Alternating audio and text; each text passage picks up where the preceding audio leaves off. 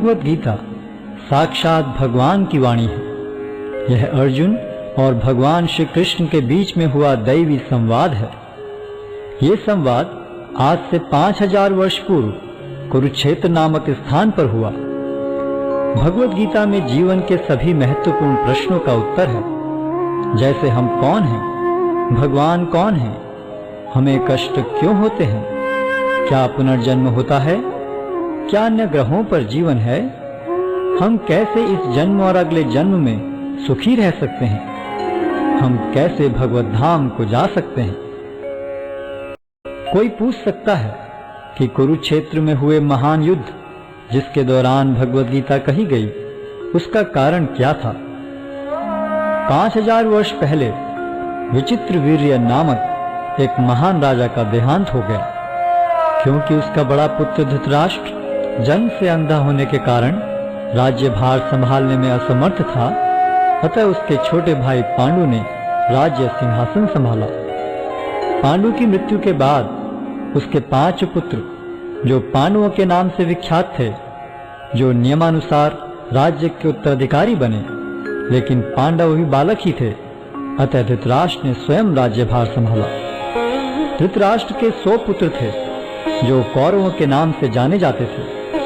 जब पांडव बड़े होकर राज्य संभालने लायक हुए, तो वे संपूर्ण राज्य नहीं लेना चाहते थे, हालांकि वो उनका नियम संगत अधिकार था। वे राज्य को अपने चचेरे भाइयों के साथ बांटना चाहते थे और इस प्रकार राज्य को पांडवों और कौरवों के बीच बांट दिया गया। लेकिन कौरवों में ज्येष्ठ दुर्योधन अपने भाग से संतुष्ट न था। वो संपूर्ण राज्य को स्वयं ही भोगना चाहता था। उसने पांडवों को मारने के लिए कई षड्यंत्र रचे, लेकिन वो असफल रहा। फिर उसने नियम के विरुद्ध संपूर्ण राज्य को हड़प लिया और पांडवों को राज्य से निष्कासित कर दिया। पांडवों ने फिर 5 गांव की मांग की। दुर्योधन ने उत्तर दिया, 5 गांव तो दूर, वो सुई की नोक के बराबर भी जमीन नहीं दे सकता। भगवान श्री कृष्ण ने जमीन के इस झगड़े को शांतिपूर्ण एवं अहिंसात्मक तरीके से सुलझाने का प्रस्ताव रखा, लेकिन दुर्योधन ने यह प्रस्ताव को अस्वीकार करते हुए पांडवों के प्रति युद्ध की घोषणा कर दी और इस प्रकार महाभारत का महान युद्ध अवश्यंभावी हो गया। युद्ध की तैयारी में अर्जुन और दुर्योधन दोनों ही भगवान श्री कृष्ण के पास सहायता मांगने गए। भगवान श्री कृष्ण उनकी मदद मांगने को आए किसी भी व्यक्ति को नहीं ठुकराते थे, चाहे वह सज्जन हो या दुर्जन।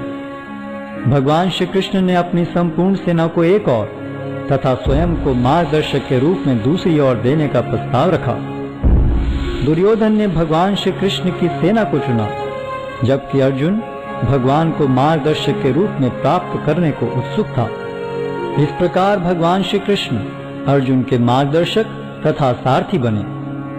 युद्ध स्थल में अर्जुन एक दुविधा में पड़ गया कि वह अपने अधिकारों के लिए लड़े, जिसके लिए आवश्यक था अपने ही स्वजनों का वध, या युद्ध भूमि से पलायन कर दुष्ट दुर्योधन को राज्य पर शासन करने दे। अर्जुन अपने को इस दुविधा से बाहर निकालने में असमर्थ पाकर भगवान श्री कृष्ण की शरण लेता है। शरणागत आए अपने मित्र एवं भक्त अर्जुन को भगवान श्री कृष्ण भगवत गीता के दिव्य उपदेश द्वारा इस दुविधा से उबारते हैं और श्रीमद् भगवत गीता के माध्यम से अर्जुन के ही समान अपनी शरण में आए सभी भक्तों का मार्ग प्रशस्त करते हैं।